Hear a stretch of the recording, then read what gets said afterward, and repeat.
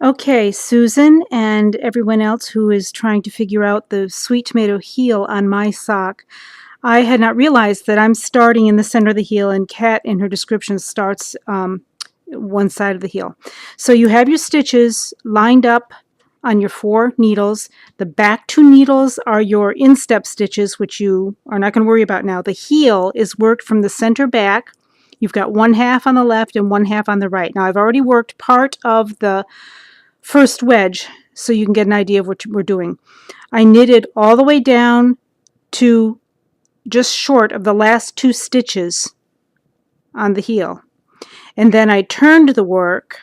And by the way, I carried down the second color with me on that first row just so that it's at the instep when I need it, but don't worry about that. If you have to cut it, you can. Then you turn the work, slip 1 stitch, purl back, and then keep going across the center back to finish. Hold on. Technology and me. You purl back, cross over to the other side, and purl to the last 2 stitches. So you've got all 40 of your stitches on your heel. And you've got your first stitch pair.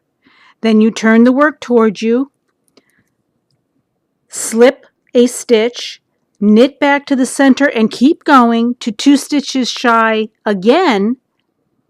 So you have your second stitch pair. Turn the work, slip the first stitch purlwise, purl back all the way across to here, back, forth, is going to get 2 stitches shorter each time. So I'm at the point now where I've got 1, 2, 3, 4 stitch pairs. I need 8. So I'm going to knit to within 2 stitches. The sock that I'm working on here is a different construction, but the principle is the same. So I've got my 1, 2, 3, 4, 5, 6, 7 stitch pairs on this sock. You're going to be doing 8, but I'm using a smaller sock here. So I'm going to turn it one last time, and I'm not making any more stitch pairs. So I'm just going to knit. But now I'm ready to close up that first wedge. So I'm not making any more stitch pairs.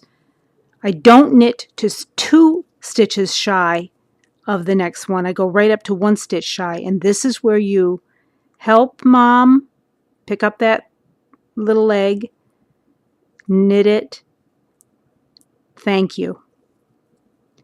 Help mom, knit it, thank you. And you do that all the way down. Help mom, knit it, thank you. For your 8 stitch pairs. Again, I'm doing a different sock here now, so I don't have 8 pairs, I have 7. Help mom, thank you. Ignore that, I made a mistake. See how much mistakes bother me? You'll never see it. Help mom, thank you. You're picking up before the gap. Help mom, thank you closes that gap. Help mom,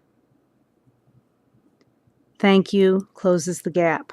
Now, because the very first time down there when I was creating my first stitch pair, I floated the green with me, I now have it to work across the instep. I don't have the pattern with me, so I don't know. Oh, there's the stitch. I'll catch it next time. I did drop it. I'll find it. I don't know the pattern. I don't have it with me. So I'm going to knit with 2 colors across these two instep needles.